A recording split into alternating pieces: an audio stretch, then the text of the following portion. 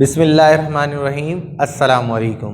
अभी हम last lecture में हम जीडीपी को डिस्कस कर रहे थे और हमने जीडीपी को काफ़ी कोशिश की कि जीडीपी को हम क्लियर कर सकते हैं। तो जीडीपी सिंपली क्या थी?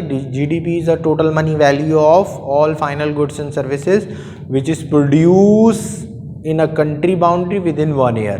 तो हमने बात डिस्कस कर ली थी कि गुड्स एंड सर्विस को प्रोडक्ट कहते हैं, कंट्री बाउंड्री क्या होती है, और उसमें हम फाइनल गुड्स एंड सर्विसेज लेते हैं, यानी कि फिनिश गुड्स। हम इंटरमीडिएटरी गुड्स नहीं लेते जो किसी मजीद प्रोसेस के अंदर इस्तेमाल हो रही हो।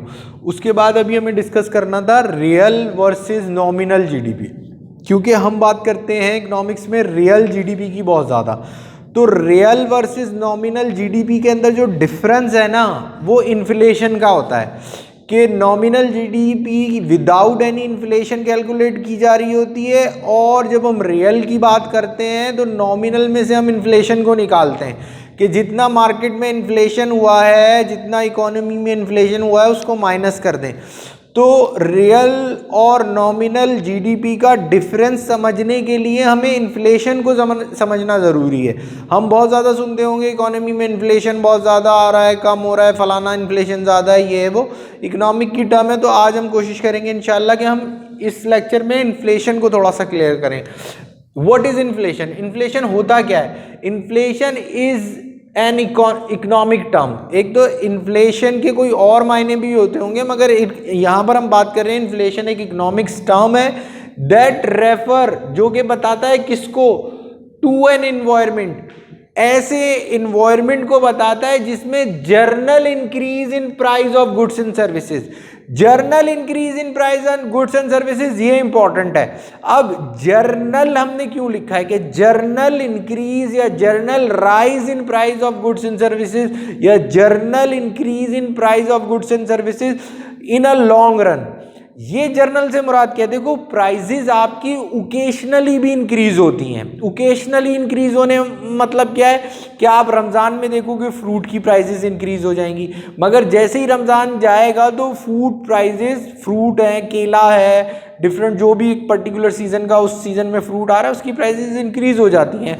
तो और वो जब रमज़ान चले जाते हैं वो प्राइस नॉर्मल हो जाती हैं। तो ये नहीं बोलता कोई भी यार रमज़ानों में बड़ा इन्फ्लेशन आ जाता है।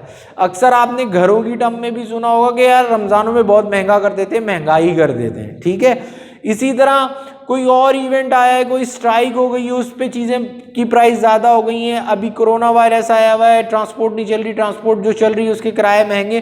तो हम ये नहीं बोलेंगे इकोनॉमी में बहुत ज़्यादा इन्फ्लेशन हो गया। इन्फ्लेशन हम बात करते हैं जर्नल प्राइस लेवल की, कि तमाम चीज़ों की प्राइसेस बढ़ जाएं। देखें, अब सर्दियां आएंगी, सर्दियों में जो विंटर क्लोथ हैं वो महंगे हो जाएंगे, मगर जो समर के क्लोथ हैं वो सस्ते हो जाएंगे। इसी तरह और कोई सीज़न आएगा, उस पर्टिकुलर में एक पर्टिकुलर पीरियड ऑफ टाइम के लिए प्राइसेस का बढ़ना इन्फ्लेशन नहीं है। इन्फ्लेशन की जब भी बात होगी हम बोलेंगे तमाम चीज़ों की प्राइस में इजाफा हो जाना, यानी कि फूड आइटम की प्राइस में भी इजाफा हो जाना, कार की प्राइस में भी इजाफा हो जाना, इलेक्ट्रॉनिक्स आइटम की भी प्राइस में इजाफा हो जाना, सेल फोन में भी, क्लोथिंग में भी, पेट्रोल में भी, गैस में भी, तमाम गुड्स एंड बास्केट। उस बास्केट का वर्ड ना एक बहुत ज़्यादा यूज होता है, basket of goods and services. Economics में basket of goods and services एक वर्ड है जो बहुत ज़्यादा यूज होता है। इसको समझ लो कि basket of goods and services क्या है। देखो, इकोनॉमी में हम बेसिकली मेजर करते हैं, इकोनॉमी में हम बेसिकली मेजर कर रहे होते हैं कि जर्नल प्राइस लेवल को। अब अगर हम जर्नल प्राइस लेवल को डिस्कस कर रहे हैं, अगर हम जर्नल प्राइस लेवल को डिस्कस कर रहे हैं तो उधर हम किस चीज़ को देखें कि हम सिर्फ पर्टिकुलर की क्लोथिंग की प्राइस महंगी हो गई है या फ्रूट की प्राइस महंगी हो गई है, तो इसको हम मेजर नहीं करते, हम basket of goods and services. अब ये यूएसए साइड पे ये टर्मिनोलॉजी यूज़ की जाती है कि एक घर के अंदर नॉर्मली जो चीज़ें इस्तेमाल होती हैं ना, आप उसको एक बास्केट में डाल लें। लाइक उसमें फूड आइटम भी होगा, लाइक उसके अंदर उनके इलेक्ट्रिसिटी भी होगी, उनकी यूटिलिटी भी होगी, लाइक उनकी क्लोथिंग भी होगी। तो वो तमाम चीज़ें फूड आइटम वगैरह एक बास्केट में डाल लें और उस बास्केट में डालने के बाद उसकी प्राइस की हम बात करते हैं कि price of basket and goods and services. ये एक टर्मिनोलॉजी है कि यहाँ पर इसका कहने का मकसद ये है कि ये किसी एक पर्टिकुलर चीज़ की प्राइस को नहीं बात कर रहा, ये पूरी एक basket of goods and services की बात कर रहा है। बात समझ में आ रही है? जब भी हम basket of goods and services की बात करेंगे तो उसके अंदर हम क्या बात कर रहे हैं कि ये काफ़ी जो डेली यूज़ की कमोडिटीज़ हैं ये उसकी बात कर रहा है। क्लियर हो गई? तो जब भी हमने क्या बात डिस्कस करी, inflation is an economic term refer to as an environment of general increase in price of goods and services. तो हम जब जर्नल की बात करेंगे ना तो किसी पर्टिकुलर इकोनॉमी की बात नहीं करेंगे, हम जर्नल प्राइस लेवल की बात करेंगे। अच्छा, और जब हम जर्नल प्राइस लेवल की बात करते हैं ना तो जर्नल प्राइस लेवल का बढ़ना कैसे होता है? इकोनॉमी के अंदर सप्लाई ऑफ मनी का बढ़ जाना हो जाता है। इकोनॉमी के अंदर किस चीज का हो जाता है? पैसे ज्यादा हो जाना। पैसे का ज्यादा हो जाना, हर एक के हाथ में पैसा आ जाना, ये अच्छी बात नहीं है कि हर एक के हाथ में पैसा आ गया। ये तो बहुत अच्छी बात है कि हमारा मुल्क कितना अमीर है कि हर बंदा, गरीब के भी घर के अंदर नोट भरे हुए। तो गरीब के अंदर नोट भरे हुए होना ये अच्छी बात नहीं है। इसकी एग्जाम्पल हम लेते हैं जिम्बाब्वे की। जिम्बाब्वे की जो एक वर्स हाइपर इन्फ्लेशन की एग्जाम्पल ली जाती है, उसमें बेसिकली क्या हुआ, नॉर्मली हम क्या बात देखते हैं कि हमारे यहाँ मैक्सिमम नोट कितने का है पाकिस्तान में अभी जो मैक्सिमम नोट है वो 5,000 रुपये का प्रिंट हुआ है, जो कि अच्छी बात नहीं है कि बहुत बड़ा। आप अगर यूएस का देखें तो यूएस में क्या है, मैक्सिमम जो है वो $100 है। यूके की करेंसी देख लें, इसी तरह उनके पाउंड हैं, स्टर्लिंग है। ये सारे जितना ज़्यादा बड़ा नोट होगा वो इकोनॉमी ग्रो नहीं कर रही है। जिम्बाब्वे में आपको पता है कि $1 ट्रिलियन का एक नोट प्रिंट हुआ है, इतना वो, यानी कि आप सोच भी नहीं सकते। आपके यहाँ मैक्सिमम कितने का नोट है? आप मैक्सिमम का नोट है आपका 5,000 का, मगर आप currency of Zimbabwe, maximum currency note of Zimbabwe को अगर गूगल करके देख लो, गूगल पे जाके करके देख लो तो $1 ट्रिलियन कि वो नोट प्रिंट करते हैं उनका। तो हुआ ये कि गवर्नमेंट, तो वहाँ ग्रोथ तो कोई है नहीं, वो गुड्स एंड सर्विसेज तो प्रोड्यूस नहीं कर रहे।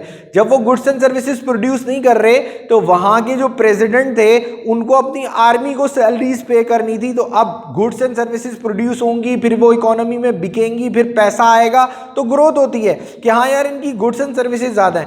बट गवर्नमेंट को अगर नोट अपनी आर्मी को सैलरी देनी है, गवर्नमेंट को अपने जो उनके वजीर हैं उनको सैलरी पे करनी है, अपने डिफरेंट डिपार्टमेंट को चलाना है, तो उनके पास रेवेन्यू तो जनरेट नहीं हो रहा। तो उनके पास आसान वे क्या होता है, जो यानी कि लेस एफिशिएंट या आप कह लेंगे निकम्मी गवर्नमेंट होती है, उनके पास जो प्रिंटिंग प्रेस है वो तो उनका अपना है ना। जो नोट प्रिंट करने वाली मशीन है वो फेडरल गवर्नमेंट के अंदर है, वो जितने चाहे नोट प्रिंट करे। नोट प्रिंट करने में इतनी हार्ड एंड फास्ट कोई पैसा नहीं लगता, ना वो कलर इतना महंगा है। 1000 का नोट प्रिंट होने की कॉस्ट क्या होगी, 500 का नोट प्रिंट होने की कॉस्ट क्या होगी, 5000 का या $1 का, वो बहुत ज़्यादा खूबसूरत है, उसकी भी कॉस्ट ऑफ प्रिंटिंग पर डॉलर बहुत कम है। तो जिम्बाब्वे ने क्या करा कि अपनी आर्मी को सैलरी पे करने के लिए पैसे तो थे नहीं, उन्होंने नोट प्रिंट किए। अब जब सारी आर्मी को सैलरी पे कर दी उन्होंने, तो वो आर्मी वाले कहाँ जाएंगे, वो जाएंगे अपने बेसिक आइटम को खरीदने, वो जाएंगे दुकानों पे, वो जाके वहाँ दुकानों पे आटा खरीदेंगे, चीनी खरीदेंगे, गोश्त खरीदेंगे।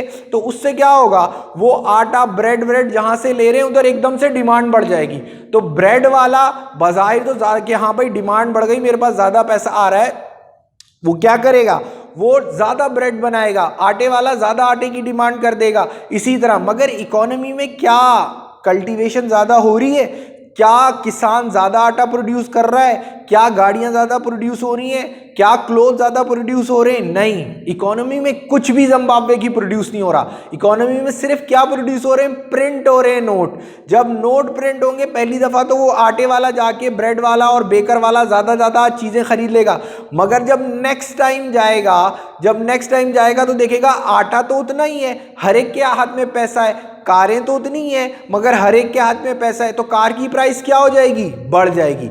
आटे की प्राइस क्या हो जाएगी, बढ़ जाएगी। फूड आइटम की प्राइस क्या हो जाएगी, बढ़ जाएंगी।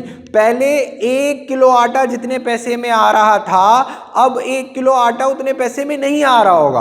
बात समझ में आ रही है? इंशाल्लाह इस लेक्चर में अभी इतना ही, इसको हम नेक्स्ट लेक्चर में यहीं से कंटिन्यू करेंगे। Thank you so much, thank you so much. अस्सलाम वालेकुम।